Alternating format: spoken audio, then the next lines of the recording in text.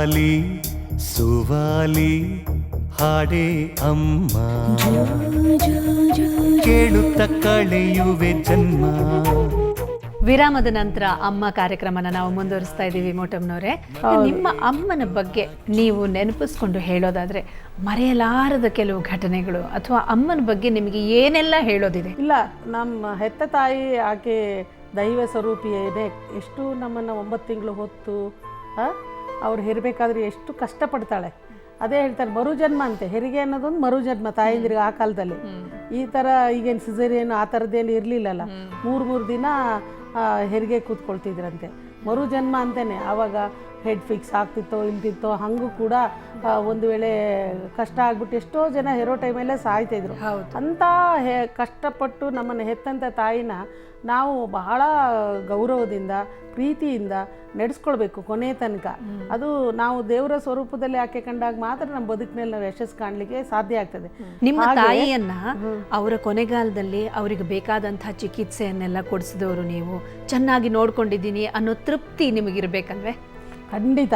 ನಮ್ಮ ತಾಯಿ ಕೊನೆಗೆ ಅದೇ ನಾ ಹೇಳಿದ್ನಲ್ಲ, ಮಗಳ ಮಹಡಿ ಮನೆಗಿಂತ ಮಗನ ಕೀಳಾದ್ರೂ ಲೇಸು ಅಂತ ಹೇಳಿ, ಕೀಳು ಅಂದ್ರೆ ಗುಡಿಸಲೇ, ಕೀಳು ಮನೆ ಅಂತಾರಲ್ಲ, ಅಂದ್ರೆ ಕೇಳೋದು. ಅವರು ತುಂಬ ಹುಷಾರು ತಪ್ಪಿ ಹಾಸ್ಪಿಟ್ಲಿಂದ ನನ್ನನ್ನು ನನ್ನ ಮಗನ ಮನೆಗೆ ಕರ್ಕೊಂಡು ಹೋಗ್ಬೇಕು, ನಾನು ಜೀವ ಹೋಗೋದಾದ್ರೆ ಅಲ್ಲೇ ಹೋಗಬೇಕು ಅಂತ ಒಂದು ರೀತಿ ಚಂಡಿತನ ಮಾಡಿದರು. ಆಗ ಅಲ್ಲಿಗೆ ಕರ್ಕೊಂಡೋಗಿದ್ರು. ತುಂಬ ಸೀರಿಯಸ್ ಆಗಿದೆ ಅಂತ ಹೇಳಿದಾಗ ನಾನು ನನ್ನ ಹಸ್ಬೆಂಡ್ ಹೋದ್ವಿ. ನಮ್ಮ ತಾಯಿ ಆ್ಯಕ್ಚುಲಿ ಅರೆಜ್ಞಾನ. ನಾನು ನಮ್ಮ ಹಸ್ಬೆಂಡ್ ಅಲ್ಲಿ ಹೋದಾಗ ಅಲ್ಲಿ ನನ್ನ ಅತ್ತಿಗೆ ಮತ್ತು ಉಳಿದವರೆಲ್ಲ ಕೂತರು. ಅಮ್ಮ ನೋಡು, ನಿನ್ನ ಮಗಳು ಬಂದಿದ್ದಾಳೆ, ಅಳಿಯ ಬಂದಿದ್ದಾಳೆ ಅಂತ ಕಿವಿ ಹತ್ತಿರ ಹೋಗಿ ಕರೆದ್ಮೇಲೆ ಕಣ್ಬಿಟ್ಟು ನೋಡಿ ಕೈ ಆಡಿಸಿದ್ರು, ಕೂತ್ಕೊಳ್ಳಿ ಅಂತ. ಆಮೇಲೆ ನಮ್ಮ ತಾಯಿಗೆ ಅದೇ ನಾನು ಕೊಡಿಸೋ ಸೀರೆಗಳಂದ್ರೆ ಭಾಳ ಇಷ್ಟ. ನಾನು ಸೀರೆ ಕೂಡ ತಗೊಂಡೋಗಿದ್ದೆ, ಹೊಸ ಸೀರೆನ, ಅವರಿಗೆ ಒಂದು ಮನಸ್ಸಿಗೆ ಸಮಾಧಾನ ಆಗಲಿ ಅಂಥೇಳಿ. ಮತ್ತು ಅಡುಗೆ ಮಾಡ್ಕೊಂಡು ಹೋಗಿದ್ದೆ, ಅದನ್ನೆಲ್ಲ ತಿನ್ನಿಸಿದ್ವಿ, ಕೂರಿಸ್ಬಿಟ್ಟು ತಿಂದರು. ಆಮೇಲೆ ನಾವು ಮೂಡಿಗೆರೆಗೆ ವಾಪಸ್ ಬಂದ್ವಿ. ಅಲ್ಲಿಂದ ಒಂದು 7 ಕಿಲೋಮೀಟ್ರ್ ಅಲ್ಲ, ಇಲ್ಲ ನೀವು ಹೊರಡಿ ಅಂತ ಹೇಳಿದರು. ಸ್ವಲ್ಪ ಸಮಾಧಾನ ಆಯಿತು ಅನ್ನಿಸ್ತದೆ ಅಂತ. ಆಮೇಲೆ ನಾವು ಹೋದ್ಮೇಲೆ ನನ್ನ ಮಗಳು ತಂದು ಸೀರೆಯಲ್ಲಿ ತೋರಿಸು ಅಂತ ಹೇಳ್ತಿದ್ರಂತೆ. ನಾವು ಹೋಗಿ ಬಂದ 3 ದಿನಕ್ಕೆ ಅವರು ತೀರ್ಕೊಬಿಟ್ರು. ನನಗೆ ಆವಾಗ ತುಂಬ ಫೀಲ್ ಆಯಿತು. ಆ್ಯಕ್ಚುಲಿ ನಾವು ಅಲ್ಲೇ ಇರ್ಬೋದಾಗಿತ್ತೇನೋ. ಅಂದರೆ ಅವ್ರು ಎದ್ದು ಊಟ ಮಾಡಿದ್ದು, ನಮ್ಮ ಹಸ್ಬೆಂಡ್ ನೋಡಿ ನಗಾಡಿ ಕೂತ್ಕೋ ಅಂತ ಹೇಳಿದ್ದು, ಅದೆಲ್ಲ ನೋಡಿದಾಗ ಸ್ವಲ್ಪ ಅವರು ರಿಕವರ್ ಆಗ್ತಾರಂತ ನನಗನ್ಸಿತ್ತು. ಆದರೆ ಬಂದು 2 ದಿನಕ್ಕೆ ಇದಾಯಿತು ಅಂತ ಹೇಳಿದಾಗ ತುಂಬ ಸಂಕಟ ಆಯಿತು ಎಲ್ಲರಿಗೂ. ನಾನು ಬಸ್ರಿ ಆದಾಗ ಎಲ್ಲರಿಗೂ ತಾಯಿ ಇರಬೇಕು ಅಂತ, ಆಗ ನನಗೆ ನನ್ನ ತಾಯಿನೂ ಇರಬೇಕಾಗಿತ್ತು ಮಗು ನೋಡ್ಕೊಳ್ಳಿಕ್ಕೆ, ಆ ಬಾಣಂತನ ಎಲ್ಲ ನೋಡ್ಕೊಳ್ಳಿಕ್ಕೆ ಅಂತ ನನಗೆ ಅನ್ನಿಸ್ತು. ಅವಾಗ ತುಂಬ ದುಃಖ ಆಯಿತು ನಿಜವಾಗ್ಲೂ. ಹಾಗಾಗಿ ತಾಯಿ ತಂದೆ ಬಗ್ಗೆ ಯಾರೇ ಆಗಲಿ ಗೌರವ ಇಟ್ಕೊಳ್ಬೇಕು, ಪ್ರೀತಿ ತೋರಿಸ್ಬೇಕು. ನಮ್ಮನ್ನು ಸಾಕಿದವರು, ಹೆತ್ತವರು, ಹೊತ್ತವರು ಇದ್ದಾರಲ್ಲ, ಅವರೇ ಗ್ರೇಟ್. ಈಗ ನಾನು MLA ಆಗಿರ್ಬೋದು, ನಾನು 3 ಮಕ್ಕಳು ಹೆತ್ತಿದ್ದೀನಿ, ನನ್ನ ಮಕ್ಕಳನ್ನೆಲ್ಲ ಓದಿಸಿದ್ದೀನಿ. ನನ್ನ ಮಗಳು ಲಾ ಮಾಡಿದ್ದಾಳೆ, ನಾನು 2 ಗಂಡು ಮಕ್ಕಳು, ಒಬ್ಬ MBA ಮಾಡಿದ್ದೇನೆ, ಇನ್ನೊಬ್ಬ BCom ಮಾಡಿದ್ದೇನೆ. ನಾನು ಗ್ರೇಟ್ ಅಲ್ಲ. ನನ್ನ ತಾಯಿ ನನಗೆ ಹೆತ್ತು ಜನ್ಮ ಕೊಟ್ರಲ್ಲ, ಶೀ ಈಸ್ ಗ್ರೇಟ್. ಆ ಕಾಲದಲ್ಲಿ ನನ್ನ ಮುದ್ದಾಗಿ ಸಾಕಿದ್ದಾರೆ. ಮತ್ತು ಆರೋಗ್ಯವಂತ ಹೆಣ್ಮಗಳು. ಅವಾಗಲೂ ನಾನು ತುಂಬ ಗುಂಡ್ಕಿದ್ದೆ, ಇಷ್ಟೇ ಇದ್ನಂತೆ. ನಿಮ್ಮ ಆರೋಗ್ಯದ ರಹಸ್ಯ ಮತ್ತು ನಿಮ್ಮ ಅಮ್ಮನ ಗ್ರೇಟ್ನೆಸ್ ಮತ್ತು ಗ್ರೇಟ್ ಮದರ್ಸ್ ಬಗ್ಗೆ ನಾವು ಮಾತಾಡುವಾಗ ಇನ್ನೊಂದು ಕಿರುಚಿತ್ರವನ್ನು ನೋಡ್ಕೊಂಡು ಬಂದು ಆಮೇಲೆ ಮುಂದುವರ್ಸೋಣ. ಓಕೆ.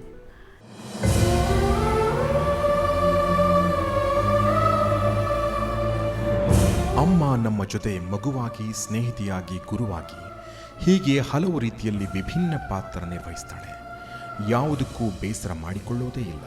ಮಕ್ಕಳ ಸಂತೋಷದಲ್ಲಿಯೇ ಆಕೆ ಬದುಕು ಸಾಗಿಸ್ತಾಳೆ. ತನ್ನ ಮಕ್ಕಳಿಗೆ ಸ್ವಲ್ಪ ಏಟು ಬಿದ್ದರೂ ತಾಯಿಯೇ ಮಕ್ಕಳಿಗಿಂತ ಹೆಚ್ಚು ವ್ಯಥೆ ಪಡ್ತಾಳೆ. ಹೀಗಿರುವಾಗ ಇದ್ದಕ್ಕಿದ್ದಂತೆ ಮಗುವಿನ ಆರೋಗ್ಯ ಗಂಭೀರವಾಗಿ ಕೆಟ್ಟರೆ ಆ ಸ್ಥಿತಿ ಹೇಗಿರುತ್ತೆ ಹೇಳಿ? ಇಂಜೆಕ್ಷನ್ ಕೊಡಬೇಕಾದ್ರೆ ನನಗೆ ಸಿಸ್ಟ್ರು ಹೇಳಿದ್ರು, ಯಾಕೆ ಈ ಮಗು ಈ ಥರ ಇದೆ, ಬೆಳವಣಿಗೆ ಇಲ್ಲಲ್ಲ, ಒಂದು ಸಲ ಚೆಕಪ್ ಮಾಡಿಸಿ ಅಂತಂದರು. ಆವಾಗ ನಾವು ಡಾಕ್ಟರ್ ಹತ್ರ ಕರ್ಕೊಂಡು ಹೋಗ್ಬೇಕಾದ್ರೆ ಚೆಕಪ್ ಮಾಡಿಸ್ಬೇಕಾದ್ರೆ ಇದು ಥೆಲಸೆಮಿಯಾ ಮಗು ಈ ಥರ ಇದೆ, ಬ್ಲಡ್ ಕೊಡಬೇಕು ಅಂತಂದರು. 3 ತಿಂಗಳ ಮಗುವಿಂದ ನಾವು ಆಮೇಲೆ ಸ್ಟಾರ್ಟ್ ಮಾಡಿದ್ವಿ. ಅವತ್ತಿಂದ ಇವತ್ತವರೆಗೂ ಈಗ ಮಗನಿಗೆ 10 ವರ್ಷ ತುಂಬ್ತಾ ಇದೆ. ಅವತ್ತಿಂದ ಒಂದು ತಿಂಗಳು ಬ್ಲಡ್ ಕೊಡ್ತಾನೆ ಇದ್ದೀವಿ. ಈ ತಾಯಿಯ ಹೆಸರು ಶೋಭಾ ಅಂತ. ಸೋಮವಾರಪೇಟೆಯ ಕಂಬಿಬಾಣೆಯವರು. ದುರದೃಷ್ಟ ಅಂದರೆ ಈ ತಾಯಿಗೆ ಮಗು ಹುಟ್ಟಿದ ಕೆಲವೇ ದಿನಗಳಲ್ಲಿ ರಕ್ತದ ಕೊರತೆಯನ್ನು ಅನುಭವಿಸುವಂತಾಯಿತು. ಏನಾಯಿತು ಅಂತ ಯೋಚಿಸುವಷ್ಟರಲ್ಲಿ ಪರಿಸ್ಥಿತಿ ಮತ್ತಷ್ಟು ಹದಗೆಟ್ಟಿತು. ಈಗ ಈ ಮಗುವಿಗೆ ಪ್ರತಿ ತಿಂಗಳು 3 ರಿಂದ 4 ಬಾಟಲ್ ಬ್ಲಡ್ ಬೇಕೇ ಬೇಕು. ಇಲ್ಲದೆ ಹೋದರೆ ಜೀವಕ್ಕೆ ಅಪಾಯ. ಅಪರೂಪಕ್ಕೆ ರಕ್ತ ಒದಗಿಸುವುದಾದರೆ ಹೇಗೋ ಒದಗಿಸಬಹುದು, ಆದರೆ ಪ್ರತಿ ತಿಂಗಳು ಅಂದರೆ ಬ್ಲಡ್ ಕೊಡೋರು ಯಾರು? ಆ ಬ್ಲಡ್ ಕೊಡಬೇಕಾದ್ರೆ ನಮಗೆ ಡೋನರ್ ಸಿಕ್ಬೇಕಾದ್ರೆ ತುಂಬ ಕಷ್ಟಪಡ್ತಾ ಇದ್ವಿ ಮೊದಲು. ಇದು ಅಲ್ಲಿ ಇಲ್ಲಿ ಕಾಡಿ ಬೇಡಿ ಜನಗಳನ್ನ ಕಂಡು ಕರ್ಕೊಬರೋದು ಬ್ಲಡ್ ಕೊಡುವಷ್ಟರಲ್ಲಿ ತುಂಬ ಸುಸ್ತಾಗ್ತಿತ್ತು. ಪರಿಸ್ಥಿತಿ ಹೀಗಿರುವಾಗ ಈ ತಾಯಿ ಏನು ತಾನೇ ಮಾಡ್ಯಾರು? ಗಂಡ ದುಡಿಯೋಕೆ ಹೋದರೆ ಮನೆಗೆ ಬರೋದೇ ಅಪರೂಪ. ಒಂದು ಕಡೆ ಮಗು, ಮತ್ತೊಂದು ಕಡೆ ಮನೆ, ಹೀಗೆ 2 ಕಡೆಯಲ್ಲೂ ಈ ತಾಯಿಯೇ ಸವೆಯಬೇಕು. ಒಂದೊಂದು ಸಲವೂ ಮಗುಗೆ ರಕ್ತ ಕೊಡುವಾಗಲಂತೂ ಈ ತಾಯಿಯ ಕಷ್ಟ ದೇವರೇ ಬಲ್ಲ. ಕಷ್ಟ ಆಗುತ್ತೆ, ಆದರೆ ಇನ್ನೇನು ಮಾಡೋದು, ನಮ್ಮ ಮಕ್ಕಳು ನಾವು ಇನ್ನು ಧೈರ್ಯ ತೊಗೊಂಡು ನಾನು ಮನಸ್ಸು ಗಟ್ಟಿ ಮಾಡಿಕೊಂಡು ಮಕ್ಕಳು ನೋಡಿಕೊಂಡು ಮೇಂಟೈನ್ ಮಾಡ್ಕೊಂಡು ಹೋಗ್ತಾಯಿದ್ದೀನಿ. ಅವರು ಇವ್ರನ್ನ ಯೋಚನೆ ಮಾಡಿ ಅಕಸ್ಮಾತ್ ಅವ್ರ ತಂದೆಗೆ ಆಗಲಿಲ್ಲ ಅಂತಂದರೂ ಸಹ ನಾನು ಜನಗಳನ್ನ ಕಂಡು ಮಾತಾಡಿ ಬ್ಲಡ್ ಅರೇಂಜ್ ಮಾಡಿಕೊಂಡು ಹೇಗಾರು ಹಾಸ್ಪಿಟ್ಲ್ ಅಡ್ಮಿಟ್ ಮಾಡಿ ಕೊಡೋಕ್ಕೆ ಪ್ರಯತ್ನ ಮಾಡ್ತೀನಿ. ಇನ್ನೇನು ಮಾಡೋದು, ಮಕ್ಕಳನ್ನ ಧೈರ್ಯ ತೊಗೊಳ್ಬೇಕಲ್ಲ, ಹಾಗೆ ಮಾಡ್ತೀನಿ. ಹೀಗೆ 108 ಕಾರಣಗಳಿಂದಾಗಿ ನಮ್ಮಲ್ಲಿ ತಾಯಂದಿರು ಸಂಕಟ ಪಡುತ್ತಿದ್ದಾರೆ. ಹೊತ್ತು ಹೆತ್ತು ಸಲಹುವುದಷ್ಟೇ ಅಲ್ಲದೆ ಇಂಥ ನೋವುಗಳನ್ನು ಆಕೆ ಭರಿಸಬೇಕಾಗಿದೆ. ಹೀಗಾಗಿ ತಾಯಂದಿರಿಗೆ ಆ ದೈವ ಸಂಕಟ ತರದಿರಲಿ ಎಂಬುದೇ ನಮ್ಮ ಪ್ರಾರ್ಥನೆ.